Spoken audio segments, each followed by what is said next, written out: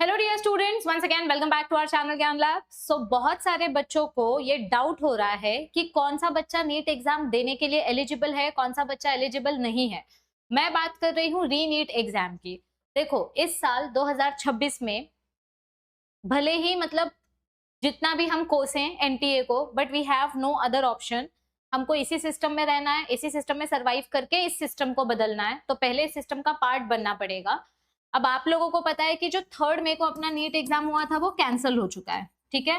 तो 3 मई वाला NEET exam cancel होने के बाद गवर्नमेंट ने यानी कि एनटीए ने डिक्लेयर किया कि री नीट एग्जाम होने वाला है, ठीक है। री नीट एग्जाम की डेट भी आ चुकी है। उन्होंने प्रेस रिलीज में हमको बताया, प्रेस रिलीज नहीं बट एक्चुअली एनटीए ने अपने ट्विटर हैंडल के थ्रू हमको बताया कि अब जो आपका री नीट एग्जाम होने वाला है वो 21 जून को होने वाला है। तो डेट आ चुकी है, लेकिन अब कुछ बच्चों को ये कंफ्यूजन है कि मैम हम एलिजिबल हैं या नहीं है। यानी कि कुछ स्टूडेंट्स ऐसे हैं जिन्होंने फॉर्म भरा था नीट का, ठीक है। कुछ बच्चों ने फॉर्म भरा, उनको अपना एडमिट कार्ड भी मिल गया था, लेकिन किसी रीजन की वजह से, हेल्थ इशू के वजह से, एकोमोडेशन इशू के वजह से, ट्रांसपोर्टेशन के वजह से वो एग्जाम देने नहीं पहुंच पाए। उनको एडमिट कार्ड मिला, फॉर्म भरा, सब कुछ हुआ, लेकिन वो एग्जाम देने नहीं जा पाए। तो क्या ये बच्चे री नीट एग्जाम दे सकते हैं जिन्होंने फर्स्ट अटेम्प्ट नहीं दिया है? क्या ये बच्चे फिर से एक बार री नीट एग्जाम दे पाएंगे? यस, ये बच्चे री नीट एग्जाम दे सकते हैं। तो ये आपका पहला डाउट मैंने क्लियर किया। अब कुछ बच्चों को ये डाउट है कि मैम मैंने फर्स्ट अटेम्प्ट के लिए फॉर्म भरा ही नहीं था। कुछ ऐसे स्टूडेंट्स हैं जिन्होंने 3 मई वाले नीट एग्जाम के लिए फॉर्म ही नहीं भरा था। तो क्या इनके लिए नया रजिस्ट्रेशन प्रोसेस स्टार्ट होगा? तो कुछ बच्चों का ये जो डाउट है, इससे रिलेटेड मैं आपका सोल्यूशन बता देती हूँ। ये देखो, यहाँ पर जब आप अपने एनटीए के ऑफिशियल वेबसाइट पे जाओगे तो एनटीए ने जो 12 मई के दिन प्रेस रिलीज की थी उसमें उन्होंने उनका तीसरा पॉइंट है, ये मैं यहाँ दिखा देती हूँ, एक सेकेंड, ठीक है। ये देखो यहाँ पर क्या बोला है एनटीए ने। हाँ, ये वाला जो पॉइंट आपको दिखाई दे रहा है, no fresh registration will be required and no additional examination fee will be charged. यानी कि अगर किसी बच्चे ने फर्स्ट अटेम्प्ट के लिए फॉर्म नहीं भरा था, फर्स्ट अटेम्प्ट 3 मई वाला फॉर्म अगर आपने नहीं भरा था, तो आपके लिए फिर से नया रजिस्ट्रेशन प्रोसेस नहीं ओपन होने वाला है। अगर एनटीए कुछ ऐसा अपडेट देती है तो मैं आपको डेफिनेटली अपने चैनल पे इन्फॉर्म करूंगी, लेकिन अभी तक एनटीए ने ऐसा नहीं बोला है कि नया रजिस्ट्रेशन होगा। तो प्लीज जिन्होंने नीट एग्जाम नहीं भरा था, 3 मई वाला फॉर्म नहीं भरा था, आप लोग इस उम्मीद में मत रहो कि आप लोग फिर से फॉर्म भर सकते हो और फिर से आपको री नीट एग्जाम देने मिलेगा। जिन्होंने 3 मई वाला फॉर्म नहीं भरा था उनके लिए फिर से रजिस्ट्रेशन चालू नहीं होगा, लेकिन जिन्होंने 3 मई वाला फॉर्म भरा था और एग्जाम नहीं दिया था वो लोग री नीट एग्जाम दे सकते हैं।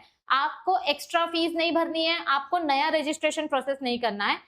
इनफैक्ट यहाँ पर और एक चीज बोली गई है कि जो फीस आपने भरी है वो फीस स्टूडेंट्स को रिफंड की जाएगी as a source of compensation, क्योंकि बच्चों का बहुत ज्यादा टाइम वेस्ट हुआ, एनर्जी वेस्ट हुई, उनका इन्वेस्टमेंट वेस्ट हुआ। तो ये जो पैसा आपने भरा था फॉर्म भरने के लिए, ये वो लोग वापस रिफंड करेंगे। अब मुझे इस रिफंड का कोई सेंस नहीं समझ में आ रहा है। एनटीए पैसा देकर चुप कराना चाहती है बच्चों को, लेकिन 1600 रुपए अगर कोई बच्चा भर सकता है तो आप उसको वापस देकर ये नहीं एक्सपेक्ट कर सकते कि एनटीए ने जो गलती की है वो ढक जाएगी। एनीवे, अब आपको जो रिफंड वाला पैसा है वो कैसे आने वाला है, तो रिफंड से रिलेटेड अपडेट अभी तक एनटीए वालों ने कुछ स्पेसिफिकली नहीं बताया है। तो अगर रिफंड का कोई भी अपडेट आएगा तो हम आपको इन्फॉर्म करेंगे, लेकिन इसका एक प्रोसेस होगा। ऐसे ही धड़ाधड़ किसी के भी अकाउंट में पैसे नहीं चले जाएंगे, क्योंकि बहुत सारे बच्चों ने साइबर कैफे से फॉर्म भरा, बहुत सारे बच्चों ने अपने बगल वाले भैया से फॉर्म भरवाया, किसी ने अपने स्कूल टीचर से भरवाया, कोई अपने क्लासेस के टीचर से भरवाने गया था। तो अलग अलग बैंक अकाउंट से पैसे भरे गए हैं। मुझे मेरा फॉर्म भरना है लेकिन किसी और ने पैसे भरा, तो रिफंड भी उसी के अकाउंट में आएगा। तो जिस अकाउंट से पैसे कटे थे, जिसने पेमेंट की थी नीट फॉर्म का भरते टाइम, अगर आप किसी साइबर कैफे से गए थे या किसी फ्रेंड ने आपके पैसे भरे थे या किसी नेबर या रिलेटिव ने भरे थे, तो जब रिफंड प्रोसेस स्टार्ट होगा ना तो उसी बैंक अकाउंट में वो पैसा रिटर्न आएगा। तो आप लोगों को क्या करना है, अभी आप लोग नीट के अपडेट का वेट मत करो कि रिफंड का अपडेट कब आएगा। जहां से आपने फॉर्म भरा था, जिसने आपके पैसे भरे थे, उनको आप अभी पहले ही बता के रखो कि ऐसा ऐसा सिनारियो हुआ है, नीट एग्जाम कैंसिल हो गई तो गवर्नमेंट हमको हमारा फंड का पैसा हमारे फॉर्म का पैसा वापस देने वाली है। तो जैसे ही आपको वो पैसे वापस आ जाएंगे, आप प्लीज अपना बैंक अकाउंट चेक करते रहना। जैसे ही आपको पैसे वापस आ जाएंगे तो आप मुझे इन्फॉर्म कर देना ताकि मैं वो पैसे रिटर्न ले लूं, ठीक है। लेकिन कुछ कुछ साइबर वाले या कुछ कुछ आड़े टेढ़े लोग क्या करेंगे, उनके पास पैसा आ गया फिर भी वो बोलेंगे कि नहीं नहीं हमको कोई रिफंड नहीं आया है, हमको कोई रिफंड नहीं आया है। तो जब एनटीए से हमको कोई नोटिस मिल जाएगी कि पहले हम ओपन कैटेगरी वाले बच्चों के पैसे दे रहे हैं या पहले हम रिजर्व कैटेगरी वालों के बच्चे देंगे, क्योंकि एनटीए धड़ाधड़ 22-23 लाख बच्चों के पैसे एक ही दिन में तो ट्रांसफर नहीं करने वाली है। कुछ ना कुछ स्टेप्स रिलीज किया जाएगा कि पहले रिजर्व कैटेगरी से स्टार्ट करेंगे और फिर धीरे धीरे धीरे करके हर एक कैटेगरी के बच्चों को भेजा जाएगा पैसा।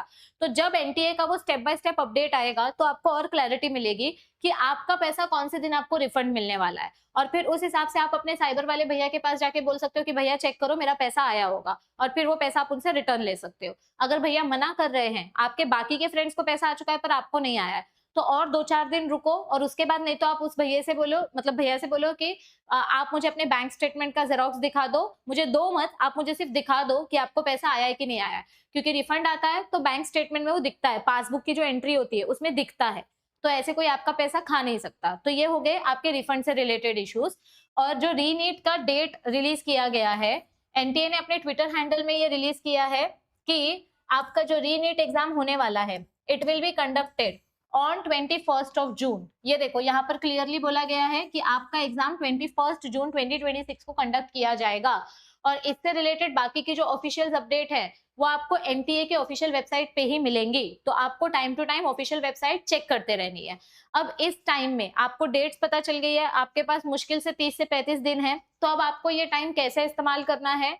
आप लोगों के लिए मैं डेली अपने चैनल पर लाइव लेक्चर्स ले रही हूँ, लाइव पीवाईक्यूज में आप लोगों को सॉल्व करवा रही हूँ, और ये पीवाईक्यूज स्पेसिफिकली उन चैप्टर्स के हैं जो महाराष्ट्र बोर्ड और एनसीईआरटी में कॉमन चैप्टर्स हैं, ठीक है।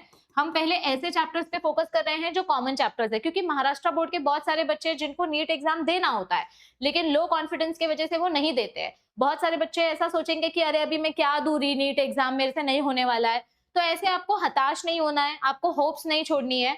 आप कम से कम चैप्टर वाइज पीवाईक्यूज प्रैक्टिस करोगे। देखो आपका फर्स्ट 3 मई को नीट एग्जाम अच्छा गया था ना, क्योंकि हमने पीवाईक्यू प्रैक्टिस की थी, तो आपका री नीट एग्जाम भी अच्छा जाएगा। बस आपको पीवाईक्यू प्रैक्टिस करते रहना है, और अपना, अगर आप महाराष्ट्र बोर्ड के स्टूडेंट हो तो अपना बायोलॉजी का टेक्स्ट बुक रिविजन चालू रखो, और अगर आप एनसीईआरटी के स्टूडेंट्स हो तो आप लोगों को एमसीक्यू के साथ साथ अपनी एनसीईआरटी की रीडिंग भी चालू रखनी है।